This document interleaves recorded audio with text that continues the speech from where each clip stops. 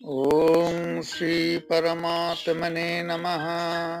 श्रीमद्भगवद्गीता द्वादश अध्याय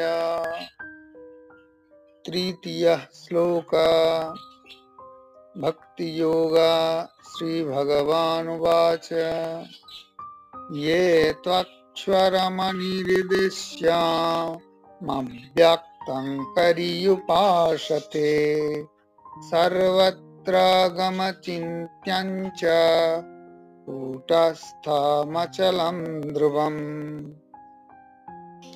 ये যেসব ভক্তেরা তু যুক্ত অক্ষরমের এবং তু যুক্ত হয়ে তু তোমাকে, অক্ষরম যার ক্ষয় নেই, প্রথম থেকে এখন পর্যন্ত একই রকম, অনির্দেশম যাকে নির্দেশ করা যায় না, অর্থাৎ যার আদি অন্ত কিছুই দেখানো যায় না, অব্যক্তম যাকে মুখ দিয়ে বর্ণনা করা যায় না, যতই বলি কম বলা হয়, পরিউপাসতে উপাসনা করেন, সর্বত্র গম যিনি সব স্থানে আছেন, আমার আপনার মধ্যে, জল স্থল বাতাস সর্বত্র, অচিন্ত্যঞ্চ যার ব্যাপ্তি আমাদের সীমিত মনে বা বুদ্ধি দিয়ে চিন্তা করতে পারি না, কম পড়ে যায়, কূটস্থম যিনি এক অপরিবর্তনীয়, কর্মকাররা যার উপর লোহা রেখে কুড়ুল, কাটারি, তরবারি নানা জিনিস বানাচ্ছেন, কিন্তু সেই কূট একই থেকে যাচ্ছে, অচলম যিনি স্থির, অটল, ধ্রুবম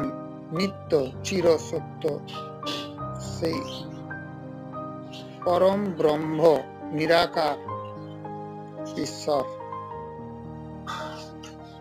ये त्वक्षरमनिर्देश्य मव्यक्तं पर्युपासते सर्वत्र गमचिन्तं च कूटस्थमचलं ध्रुवम्। नमस्कारः।